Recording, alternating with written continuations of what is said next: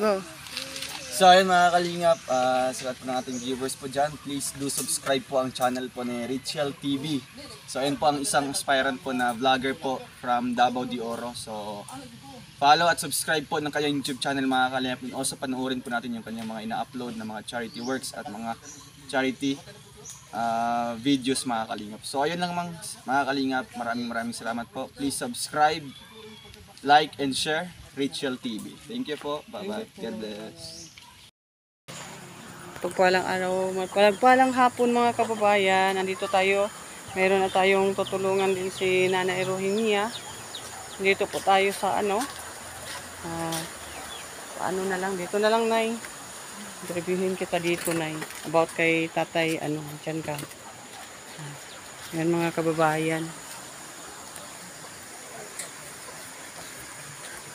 Tapos ano palang plano sa inyo? Diyan sa yung tinitirahan niyo sa evacuation? Maprobay ang buhat o bahay. So, kasali kayo doon? Apil ko ato. Apil ka sa pabahay? So, yun si tatay Nay, parang lumala yata yung kalagayan niya. Yung sitwasyon niya ba, murag lala. Wala siya nagainom og tambal? Ngano man? Dili na siya mo inom? Ngano man? Murag gilaayan na. Anong gilaayan na? Sige mo tambal. Pero wala may gibati niya dahil. Pero parang patingin ko. Siya lang siya, wa kalakaw. Pero sa pagkaon, nagkaon siya. Kaon siya, tapos makakilo siya ng mahusay. Oo. Kawawa yung ganun Nay. Pero gamay na kain ng tinanan na. Ako narang gani giungitan na paano gani ko. Usa ko muna ka sa barayan, nagtungit. Usa ko muna ka. Kawawa yung sitwasyon niya, parang yung tiis niya ng lahat, parang may niinda siyang sakit. Murag wa may wala ko'y pag-asaan Na maayo pa. maayos siya. Pero kung imo na siyang painomon og tambal Nay, maayo pa jud na siya Nay. Ano kayo may kapalit namin din tambal. Nakoy gihatag nga kwarta dito, ipalit to siya og tambal. Rosartan pila lang man na. Di ba libre lang man na sa barangay? Kasi tagaan ko sa akong tulungan ko ng tagot ganito ka sinay. Nya wala ka tagay pa. Dili wala pa. Wala pa man kamao pa may pag-abot. Wala pa man ko gipapaurin niya. Na nguli lang ko dili kay nabaraka ko ni. Okay, wala nagbantay. Ang nagbantay kanina, tong tigulang pod. Oo, kakilala siguro ninyo, yung papa ni Tuksan. Oo, mo lang nagbantay. Ano siya? Ako yung nagbantay kay para pagdating mo daw, pag-abot daw nimo, muuli siya. Ito pag-abot nako, niuli siya. Kay napod. Oo, kay naanay tao. Pero ang tingin ko kay tatay Nay, parang siya Nay, parang lumala yung sakit niya. Pag ganyan man good, halimbawa yung sakit niya stroke, dapat kailangan nakaupo siya, hindi palagi nakahiga. Kasi pag nakahiga, mas lalong lumala. Yung kailangan man good yung stroke Nay, exercise talaga. Pero sa kalagayan ni tatay Nay, hindi na siya makabarog. Ayun lang. Hindi nagyod. So about sa inyong kuan Nay, about sa inyong panginabuhi din yung sa kabuhayan. Unang pagkaon, yung tagaan ko sa mga tao sa pagkaon, Lagi natagaan ko ka sa mga tao. Maayo po Nay. Makapangutang po kong bugas, pagka madagat ay kwarta sa kastud, akong bayaran. O katong kastud na bayaran na mo ato wala pa. Wala pa. Napay mo abot. Basta naaga ni inana dahay, tipid jud tanay. May labot sa kining bag ningabot Basta na mga paghatag ana, pag naapay magasto, itipid sa ninyo ana, nagmay ginagmay ninyo. Salamat ganit tigari ang kasamuha. Okay na ba dai kanang akong mga tabang-tabang sa inyo ha? Kay katong mga video na ako sa inyo before kung last na ko nga channel. Nawala to siya, nawala. So naggawa ako ng bago. So ngayon, pamimber na tayo ng Kalingap. So kung maano tayo, maaprubahan tayo ng Kalingap. So Kalingap na tayo. Sa ngayon, tentative pa, pero tumutulong yun sa atin. Yung sila Angeli, sila Ruel Malalag, na tumutulong din sa ating channel para lumago, para makatulong ako sa inyo. Kaya ako nagsikap na nagpunta sa kanila para kung sakali man lang monetize yung channel natin, yung sahod natin sa YouTube, yun ang ipang-suporta ko sa inyo. Kasi marami kayo dito na sinuportahan ko, si Nanay Dumi, ikaw, tapos yung si Rosalinda pa. May isa pang tinutulungan ko din si Nanay Imay. Kasi wala din yung asawa. Nagbibigay din ako sa kanya kahit konti. Sa kanya, si Nanay Imay. So, kung wala tayong sahod, so kung may pera lang tayo, saka na ako mas mabuti yung may makasahod tayo para kung yung sahod natin, yung pambili natin. Oo. Gaya dito, gaya nung nung nagbigay ako sa iyo ng kalahating sakong bigas. Malaking tulong na ba yon yung Sudan na mo, mangutang ko gisda. Sige lang na, tabang-tabang lang ko sa inyo akong nakabig. Ipakaon sa ng isa ka bukres, nakaupat. Sige lang, lang, tipid-tipid lang man jud na good nay. Ana lang man jud ta. Kay pait man jud diri sa bukid good. Oo. Ikaw ba nay kanang sa katutubong mansaka jud pure? Put sa taylito, pure pud siya nga mansaka. Pero wala ko kita sa imuhat nay nga nagka-costume ka og about sa mansaka ana, wala ka ana. Pero wala pud kay costume ngay ana. Kuan lang, gikan sa pagkabata na kuan lang. Artihon bitaw ka na no. Namoy na nakita sa nako sa imuha na parang maarte ka din sa ganyan, sa katawan mo, maayos, ana ba. Mas maigi niyong ganun. Nandiyan naman tayo, katutubo tayo, pero siguro namulat ka na sa sa henerasyon ngayon na bago. Kasi kung salumad ka pa na na bilong, ay nagsusuot ka ng mga ganun, patadyong, ganyan, di ba? Pero nakasuot ka din noon. Wala, sukat. Sukat jud sa pagka talaga nay. Kasi yung kakilala ko si Kapukaw, yun ang best friend ko din yun, katotobo din yung mansaka. Kilala mo ba yun? Si Kapukaw yung namatay. Best friend ko yun. Mama sa akong siya. Matanda na siya pero best friend ko siya kasi to yun ay kanang kasama ko siya noon magkuha ng gold. Siya kasama ko. Oo. Si Nanay Kapukaw. Nakakita pa din ka. Kasama ko yun, best friend ko yun, si Nanay Kapukaw. Maliit pa ako, andyan na siya. Tapos, minsan pinapagalitan niya ako, minsan din, Yan si Buyag, si ni Dayanon. Kaibigan ko din yan. Mama ni Rosette. Kaibigan ko din yan. Taas ang kinabuhi ng tiguang Abdik kay siya, no? Abdik pa kaayo. Nakatindog-tindog pa. Nakatindog-tindog pa siya.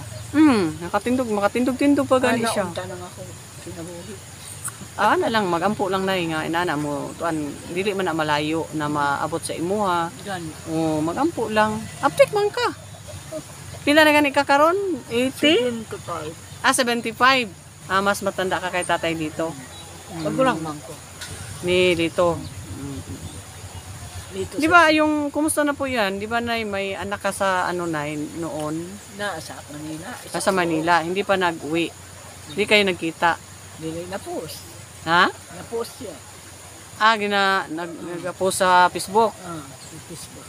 Kinukumusta ka? O saan, mag-istorya yan. Maayo.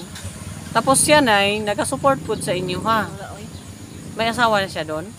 Dua kabuk pa yung anak. Ay, kaya pa nga. Naganaangista. Tapos wala siyang trabaho, asawa lang May nagtrabaho. nagtrabaho sa office sa eskulahan. Tapos yung asawa niya? Amuton sa trabaho atong iyang bana. So, yung pamumuhay niyo dyan ni tatay na, ikaw lang talaga. Anong ginawa mo? Magsanggi? Oo. Sa bukid, pumunta ka sa bundok. Oo. Tapos mag-ano doon. Ganihan, lampas man ko sa bukid. Sa lapit inyong bukid, ana? Diya sa kuan. Makadungog man ko sa nai mo, nangabot sa barangay, ninguli ko. Para tapos, kumusta yung sa barangay na? Binibigyan din kayo ng bigas? Wala na. Na itong bago pa. Tagsara? last na to. Nasa tong gihatag ana. Pero sa inyo mabaya nga ako anay mga senior na munay tapos si tatay disabled pa. Nanay senior siya. Kailangan talaga may ano. Nanay ya. May bigas talaga yan. Mabigay sa barangay, support sa inyo. Ganun. Kumusta po sila Linlin? Hindi na ko magpaana-ana. Lagi? Gaway man niya na. Nadi ay? Kaniya na sa balay siya ako nang gingna ng bana ni mo yan dala diri kay na kami sa ako ang iyan. Ano man, sa man day. Nagaingong pagid si ang istorya niya. Pakisalamat mo kay ako'y nakaminyo sa kanlingling. Unsa nga ikaw ay nakaminyo sa kanlingling. May naglinibo ka sa ako ang ano nagagbasman ko bi. Ug naa kay sa prutas ako ang. Nagawa di siya gihatag. Wala oy. Katong nakapisa na sila Bulawan, wala di katagaya to. 200 200 pesos? Talaga? nanginam pagid na siya ay nang malipay daw ako kay na milyon sa iya si Lilin. Ano malipay man ko be? Traidor man ka. Yung buhi pagani ng bana imo nang asawa si Munguyuan. Kung buutan pa ka pakamatin mo sa mo asawahon kung may gusto ka. So paano na yung araw-araw niyo yan dyan ay na hindi pala tumulong si Linlin na may mga anak pa naman? Di pud ko ana kay abi nimo ang giawayan namo. Ang mga bata pareha karon no, may tao sa balay. Ang gusto nako ang mga bata di mo raag kaayo manggurian sa panyunto. Pero intino adlaw di gurian. Asa man di adto? Laag. Na mao to nasuko ko gilabanan sa ilahan. Mao di ay ng mga bata magdahan kay ngano. Gilabanan man og kasab-an nako. So ngayon nan sa kanya. Wala. Di man pud ko masagot. Naasa man ron naglaag. Wala. Uy, Ginoo. Akong giingnan gani si Linggan niya, ayan na lang pag-ali din sa kuha kay maglabad na kaayo ng uron ako, naglibog pa ko sa mga batang badlungon, naglibog pa ko sa akong atimanunon, nagtrabaho ko sa uma, pagabot sa baray, magluto pa, namasang kong kahoy, kadagkan sa akong trabaho, kagamay-gamay sa akong lawas. So dapat naga-support po si Linlin kaya nandyan man sa kaiyo ang mga anak niya. Siya mo ana diha dai sa among balay. Igda di ingon nga makapunitog sa nina sa mga bata maglaba dili. Dapat maglaba siya Minsan maglaba. pa na pa sa una kasabaan man sa iyang bana. Ikaw sige man kag salit kan nanay nimo nga tiguwang naman. Ikaw nga dako ang lawas ikaw unta magliyok. Dili mutabang-tabang lang tong imong nanay. Di man mo ana diha. Ama to. Mubakod magbukad na ko sa pagkaon. So, nung makakaon, biyaan ng kinanan, ipuson na ako.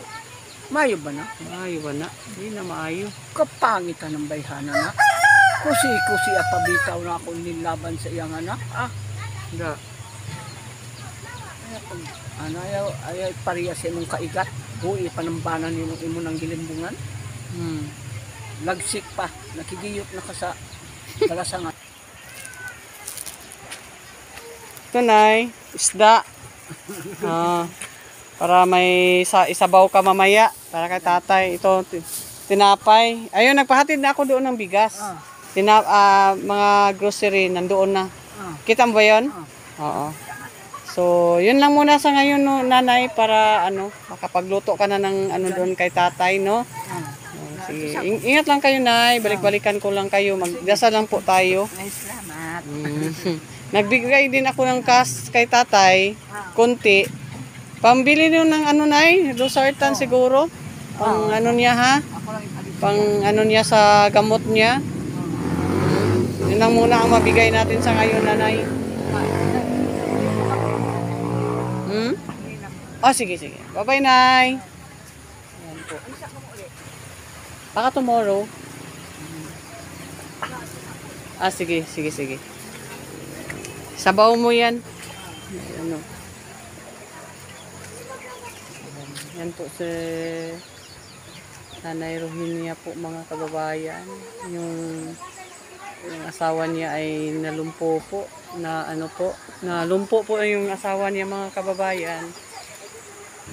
Na stroke po yung asawa niya. Siya na lang ang bumubuhay. Andito po tayo. Tumutulong po tayo ng kahit kaunti lang po sa mga nila. Buwan-buwan po yun, mga kababayan. tinutulungan ko po yun si Nanay Rohenia para makatulong din sa kanila. Kahit paano po nakatulong tayo ng konti. Magdasal lang po tayo na sana po may mga tumutulong din sa mga tinutulungan natin dito. Sa sinuportahan po natin dito sa Davao de Oro po. Ito po yung Davao de Oro mga kababayan. Marami pong kabahayan pero sa kabundukan po marami pong naghihirap. Kagaya po ni Pugong Behero. Ito po ang mga sinuportahan po niya. Ito po yung mga kababayan. Oh.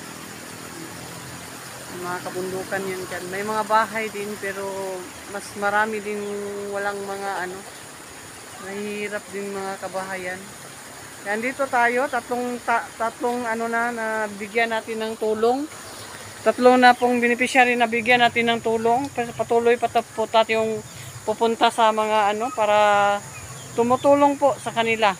Kaya mga kababayan. Kaya babay po muna sa ngayon. Kung nagustuhan nyo po ang video ko mga kababayan, paki-like, paki-share po para marami pa po tayong matulungan. Pa-subscribe po sa channel natin, Richel TV. Bye-bye po mga kababayan. Ingat po kayo lagi.